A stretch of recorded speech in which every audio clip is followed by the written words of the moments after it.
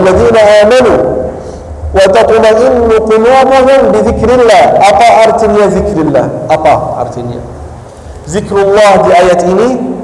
Banyak, semuanya sah, semuanya benar. Yang pertama, zikrillah umum. Subhanallah, walhamdulillah, wa la ilaha illallah, wallahu akbar, wa la hawla wa la quwwata illa billah, la ilaha illallah wahdahu la syarika lah, lahul mulku wa lahul hamdu wa huwa ala kulli syai'in qadir. Itu orang zikir yang umum itu. Baca zikir yang mana-mana. Ini yang saya bilang, kalau kita baca Al-Quran, tadabbur ayat-ayat Al-Quran, kita akan berhenti sama ayat seperti ini, mungkin kehidupan kita semuanya berubah dengan menghayati satu ayat itu saja. Bagaimana hati jadi tenang dengan zikir Allah, yang zikir umum itu? Bagaimana jadi? Ulama berkata, syaitan dan malaikat tidak bisa dikumpul dalam satu tempat, tidak bisa. Kalau contohnya ada syaitan di satu tempat itu, malaikat tidak masuk. Contohnya kalau ada foto-foto di dinding, kan sekarang ibu-ibu khususnya, kalau untuk bapak-bapak mungkin terima, tapi coba kalau untuk ibu, kalau ibumu ada foto di dinding, ayah, syaitan ada kalau ada foto ini ya. Bagaimana kalau turunkan foto itu, syaitan ada dan malaikat tidak masuk? Kalau malaikat tidak masuk, pasti syaitan ada. Bagaimana ayah? Mungkin dia terima, tapi ibu, enggaklah. Ini foto ayah saya, ini foto ayah kamu. Ayah kamu sudah meninggal, kamu sekarang mau ambil fotonya. Enggaklah, biar saya setiap kali saya lihatnya, saya ingat. Kalau ingat, jadi sedih ibu kan? Kalau ingat, jadi sedih. Lagi ada syaitan di rumah seperti itu, tapi tetap tak terima. Kecuali kalau Allah SWT buka hati ibu untuk turunkan foto itu. Masalahnya juga anak sekarang sangat keras. Kalau dengar hadis seperti ini, malaikat tidak masuk rumah yang ada foto, dia bilang untuk ibunya, tahu kenapa ada syaitan di sini banyak? Karena foto ini. Malaikat tidak masuk, syaitan ada. Ambillah foto ini. Cara keras seperti itu sama ibu, bagaimana? Allah SWT berfirman, fala taqul lahuma uff. Kata uff yang paling kecil itu Allah larang kita untuk ayah dan ibu. Tapi kita sudah dapat ilmu sedikit aja, sedikit kita marahin orang tua kita, tidak boleh. Karena buat baik sama orang tua itu wajib. Jadi kalau malaikat dan syaitan tidak dikumpul satu tempat. Ulama berkata tentang ayat yang dalam surat Al-Anfal, Allah Subhanahu wa taala berfirman, "Wa idh zayyana lahum asy-syaitanu a'malahum." Syaitan buat amalan mereka itu hiasan, bagus. Wa qala la ghaliba lakum al-yawma minan nas. Kalian hari ini tidak bisa menang, tidak bisa bunuh orang muslim itu. Wa inni jarun lakum. Syaitan berkata kepada siapa? Kepada orang kafir. Saya tolong kalian untuk membunuh orang muslim. Falamma tara'at al-fi'atan nakasa 'ala 'aqibayhi. Wa qala inni bari'un minkum inni ara ma la tarawna inni akhafu Allah. Syaitan melihat orang muslim lari.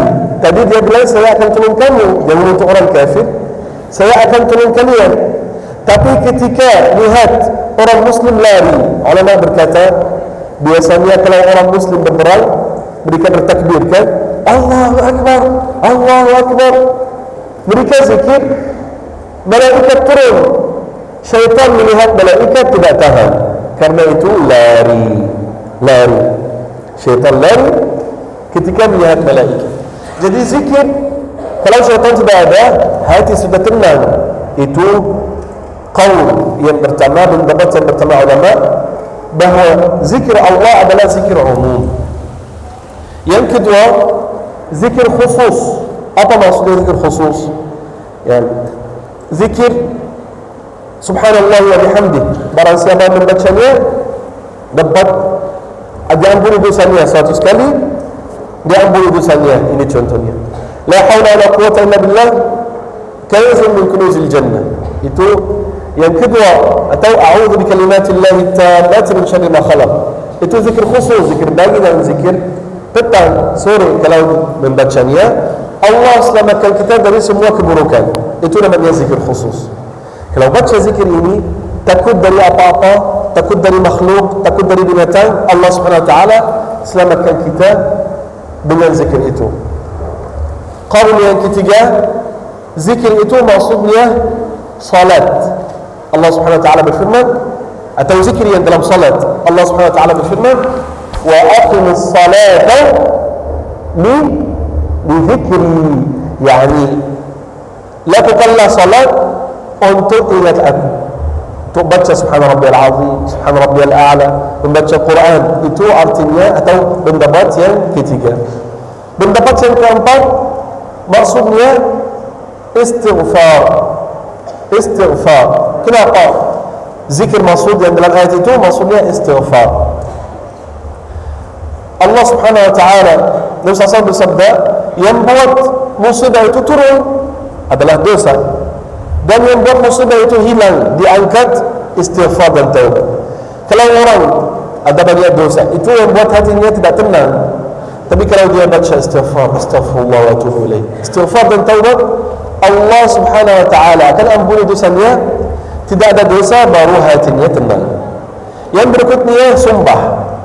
Sumpah tapi bukan banyak sekali. Maksudnya apa sumpah? Bagaimana sumpah buat hati tenang?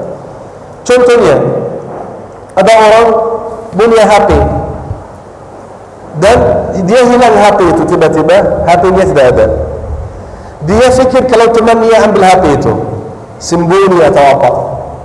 Hatinya tak tenang. HP saya di mana? Cari-cari. Dia tanya temannya, kamu lihat HP saya? Dia bilang enggak. Demi Allah, enggak, benar, tak lihat. Sampai dia, demi Allah, enggak, benar saya tak lihat. Sampai dia ada satu kali, demi Allah tak lihat, baru hati tenang, kan? Waktu dengar sumpah itu. Itu salah satu tafsir dari ketenangan dengan zikir Allah Subhanahu wa taala. Yang berikutnya dan yang kita perlu, zikir Allah Subhanahu wa taala maksudnya Al-Quran. Yani alladzina amanu, orang-orang yang beriman. Wa tatma'innu qulubuhum bi dzikrillah. Hati mereka jadi tenang. Ada ketenangan itu dalam hati mereka dengan Al-Quran. Yang pertama, apa dalil bahawa Al-Quran itu dinamakan zikr juga, kan? Allah Subhanahu wa taala berfirman, "Wa tatma'innu qulubuhum bi dzikrillah."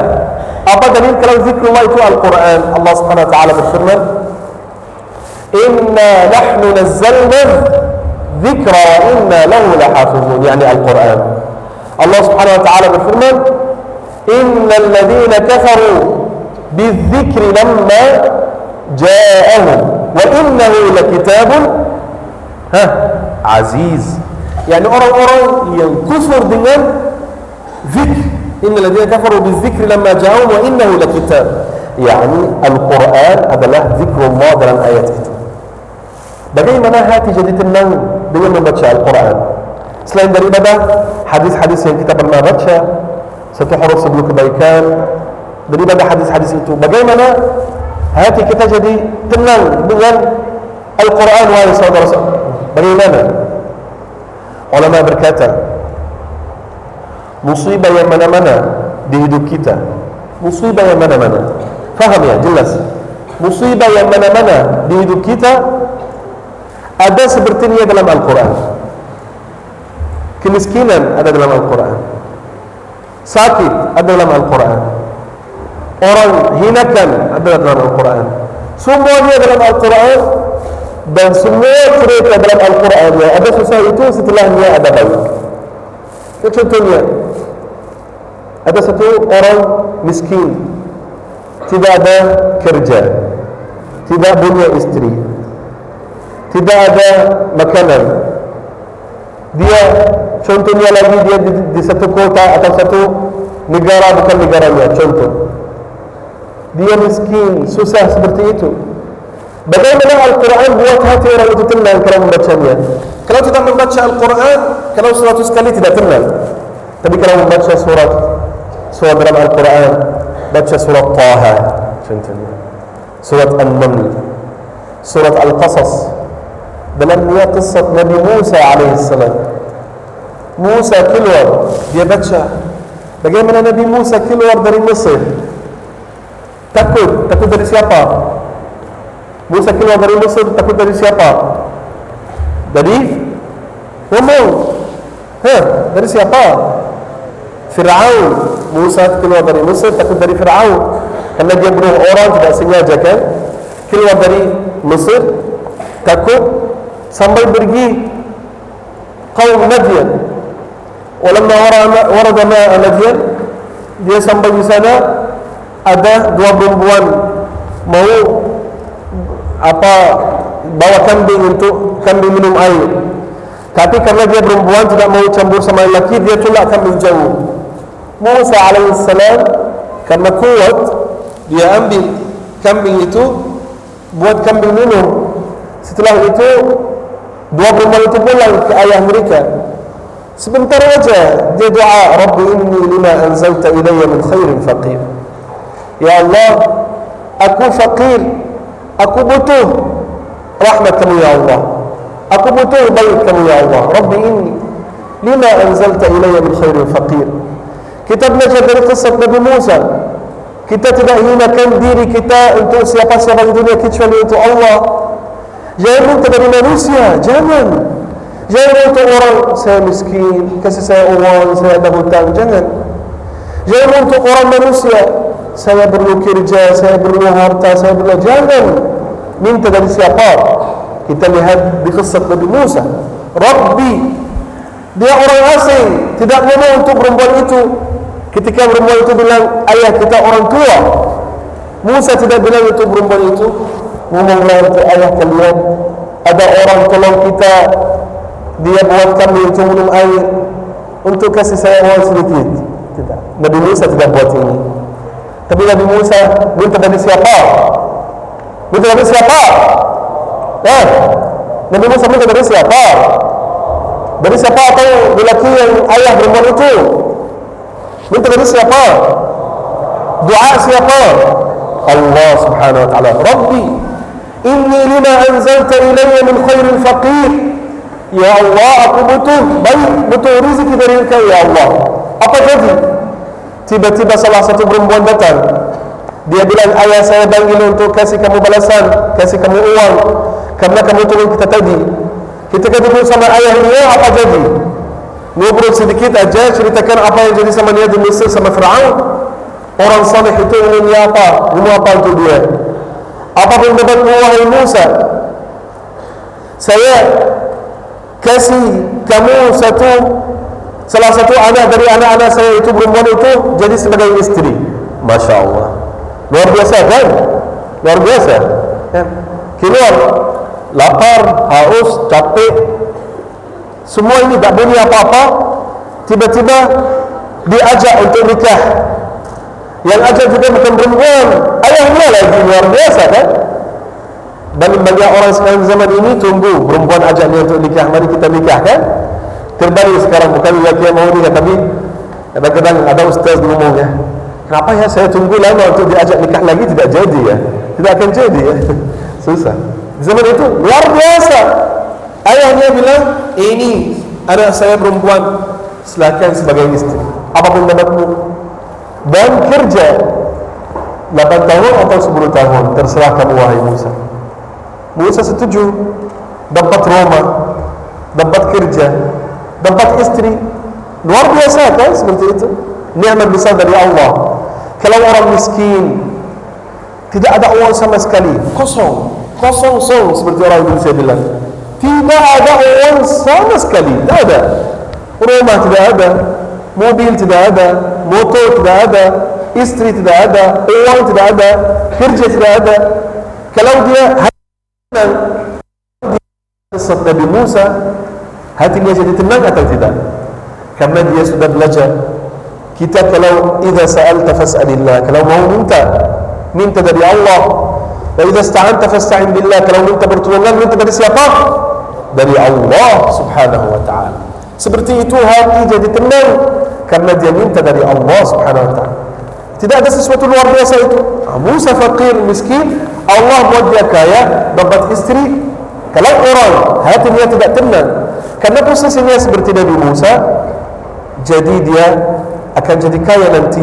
Bukan hanya kaya, dia jadi Rasul, utusan Allah subhanahu wa ta'ala.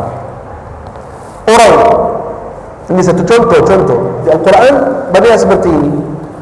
Orang sakit, pergi ke dokter. Dokter bilang itu dia, sakit kamu itu tidak bisa hilang. Contohnya kanker atau diabetes atau kesakitan yang tidak bisa hilang. Sudah, kesakitan itu sama kamu sampai kapan? Sampai bertemu Allah, sudah, sampai kamu meninggal. Hatinya kecil enggak? Ya, kalau kita rasa sehat seperti itu, kita tak rasa ini. Kalau sakit sedikit aja, ya seperti tadi waktu saya di rumah saya sakit, tapi alhamdulillah berapa menit lagi? 10 menit. Waktu tadi saya sakit sedikit, tadi Ustaz Abdul Aziz, Ustaz siapa sama Ustaz Amin, Ustaz siapa lagi, 3 Ustaz datang. Saya lihat mereka sudah sembuh, alhamdulillah. Lihat teman saleh atau lihat orang saleh jadi sembuh. Itu di zaman dahulu, di zaman Imam Syafi'i ya.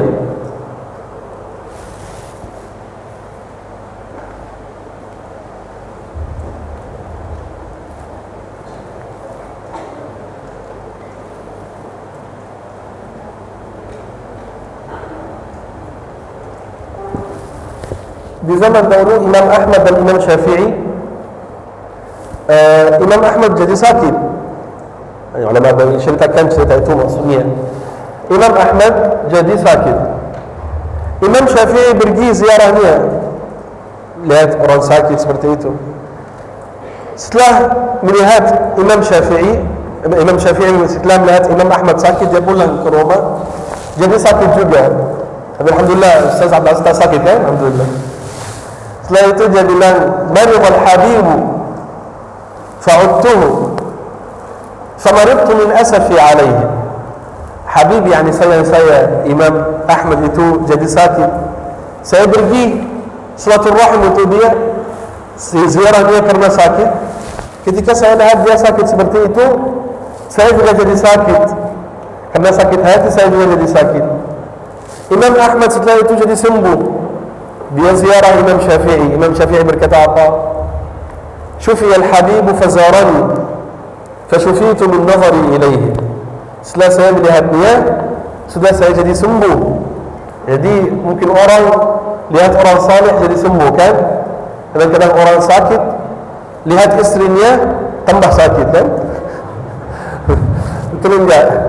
Ada seperti ini, dia sakit, istrinya masuk, "Kenapa kamu sakit apa?" "Aduh, tambah sakit lagi." Terbalik juga, orang sakit lihat istrinya jadi sehat. Terbalik juga, ada istri sakit, suaminya masuk, kepalanya pusing, jadi perutnya sakit lagi kalau lihat suaminya. Terbalik juga, ada suami masuk lembut, baik, waktu istrinya melihat dia jadi sembuh seperti itu. Kalau orang sakit tapi kesakitannya tidak ada harap untuk sembuh, sudah putus asa dari semua manusia, dia membaca Al-Quran. Waktu membaca Al-Quran, baca kisah Nabi siapa? Nabi Ayyub alaihissalam. Nabi yang sangat sabar, yang sangat tahan sakitnya. Nabi Ayyub alaihissalam ketika dia jadi sakit 18 tahun, istrinya bilang, "Kamu sudah 18 tahun, kamu Nabi, berdoalah kepada Allah supaya Allah subhanahu wa ta'ala memberi kamu kesembuhan." Nabi Ayyub berkata apa? "Berapa tahun waktu saya sehat? Berapa tahun?" Dia bilang 80 tahun. Dia bilang 80 tahun saya sehat, saya tunggu sampai saya sakit 80 tahun juga, baru saya doa Allah subhanahu wa ta'ala. Saya jadi sakit seperti sembuh kemarin. Kemudian semua teman Ayyub tidak dekat untuk Ayyub lagi, semuanya, kecuali 2 teman. Dan mereka ngobrol sama Ayyub dari jauh, takut kalau mereka jadi sakit seperti Ayyub. Ngobrol sama Ayyub dari jauh aja, Apa kabar Ayub? Alhamdulillah, semoga sehat, semoga sembuh, seperti itu dari jauh. Kemudian mereka berdua, ada satu kali mereka ngobrol sama-sama. Dua teman Nabi Ayub ngobrol sama-sama. Salah satu berkata, kamu tahu, demi Allah, Ayub tidak sakit, tidak jadi sakit seperti itu kecuali karena dosa. Yani Ayub buat dosa, Allah buat dia sakit seperti itu. Kata berat sekali Nabi Ayub, Nabi, apa dosa yang dia buat untuk jadi sakit seperti itu? Itu hanya ujian dari Allah. Temannya satunya itu tidak tahan sampai dia ceritakan untuk Nabi Ayub. Wahai Ayub, teman saya tadi bilang kamu jadi sakit karena kamu buat dosa. Dia bilang, dosa apa yang saya buat? Malah kalau saya lihat dua orang bersumpah, pasti antara mereka orang yang tipu, kan? Saya keluarkan kafarah yamin untuk mereka berdua. Kafarah yamin untuk ini kalau tipu, ini kalau tipu, sudah tidak dapat balasan dari Allah, malah buat baik untuk manusia. Tapi kata itu sudah berat untuk hatinya, di hatinya. Dia keluar di satu tempat untuk seperti buang air kecil atau buang air besar. Istrinya ikutnya. Nabi Ayub juga hilang semua anaknya semuanya meninggal waktu dia masih sakit juga. Dia keluar sama istrinya. Kita ingat ya, Nabi Ayub sakitnya seperti sakit yang tidak ada harap untuk sembuh itu. Dia keluar sama istrinya.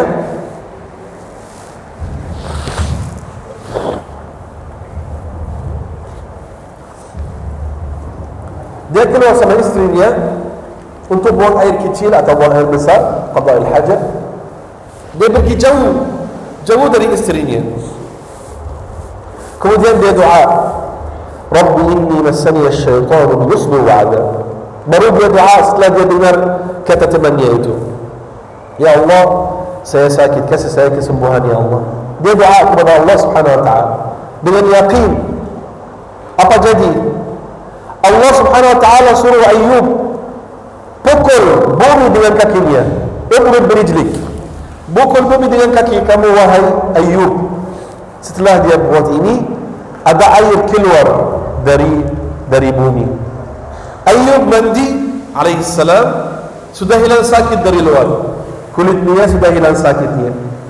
Dia minum, hilang sakitnya dalam. Luar biasa kan? Kalau Allah Subhanahu wa taala izinkan sesuatu, hada mughtasalun, yani mandi baridun wa syarab.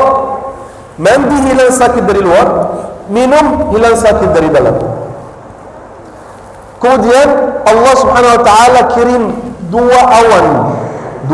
Tahu awan besar kan? Satu awan, dua awan itu dalamnya ada belalang. Tahu belalang? Tapi belalang emas dan belalang apa? Perak. Coba bayangkan emas. Kalau belalang itu datang banyak sekali, kan? Pernah lihat belalang walaupun di video enggak? Belalang itu banyak sekali, banyak.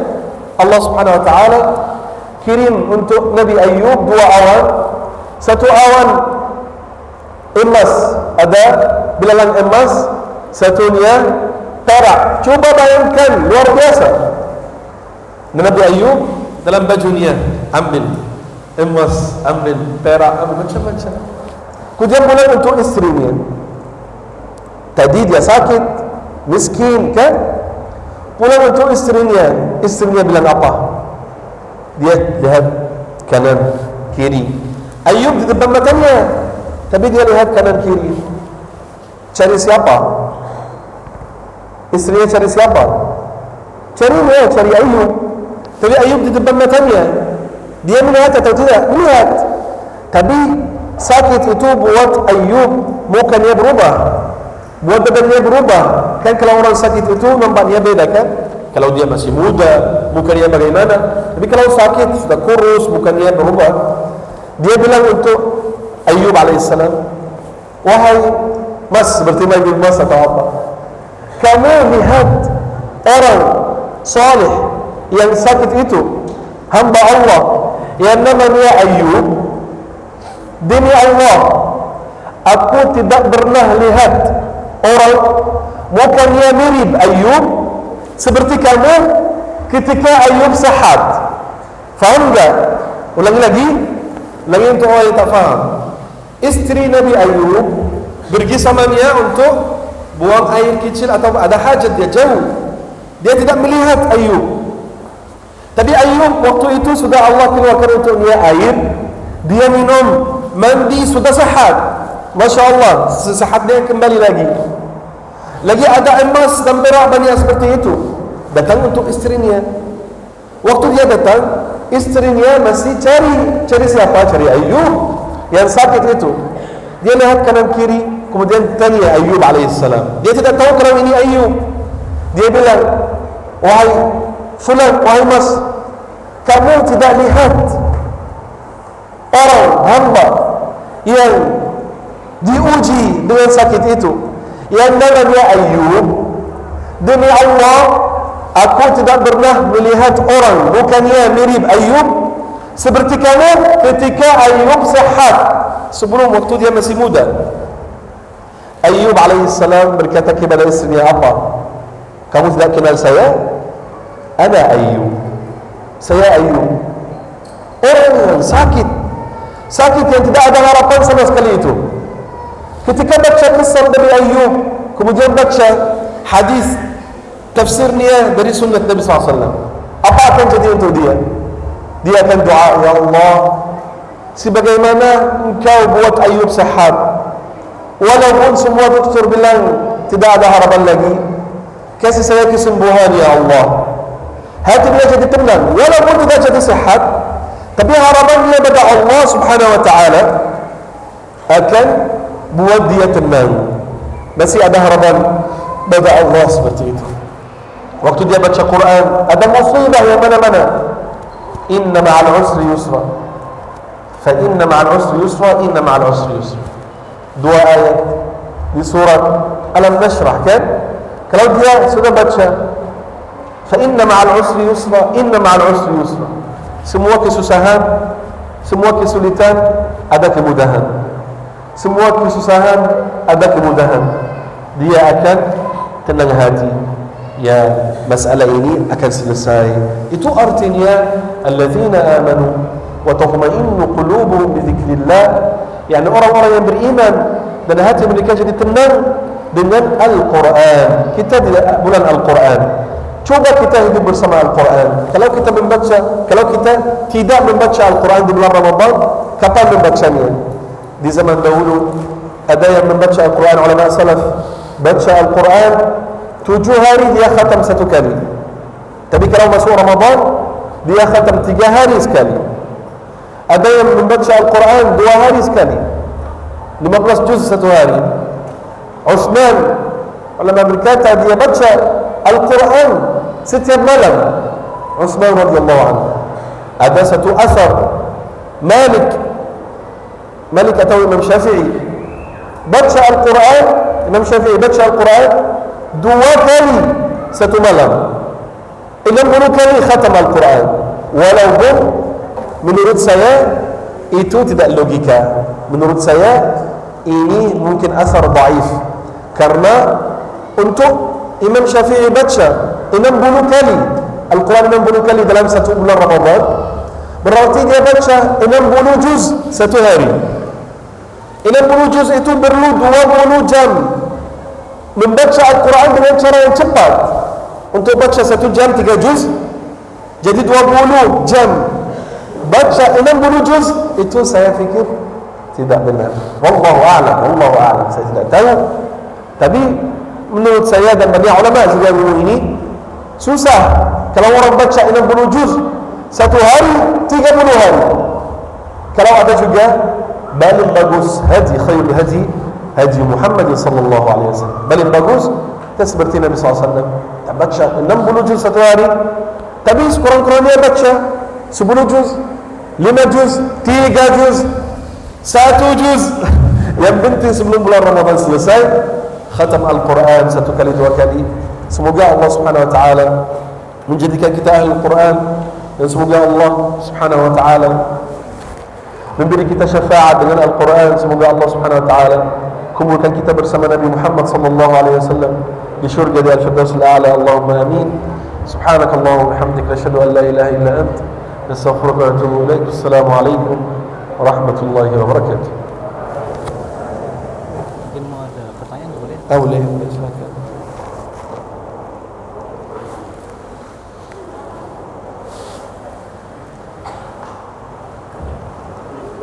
Kalau ada, Alhamdulillah kita ucapkan kepada Syekh Hamdi Habib Al-Misri, jazakumullah khairan ya Syekh atas nasihat, atas materi yang telah disampaikan kepada kita semua. Dan sekarang waktunya untuk tanya jawab. Ada sedikit waktu untuk tanya jawab. Silakan para santri atau jamaah yang hadir yang mau bertanya silakan. Nah, tafadhol.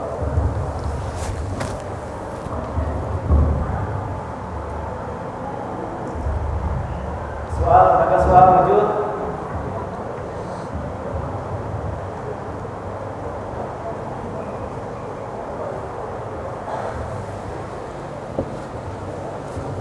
خلاص إذا ولد موجود نختم هذا البرنامج بالحمد لله. الحمد لله.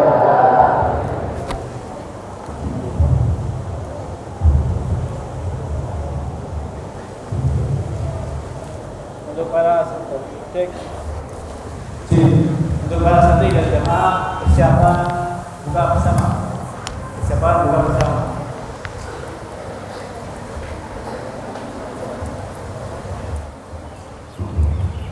dari mana? Keluar dari mana?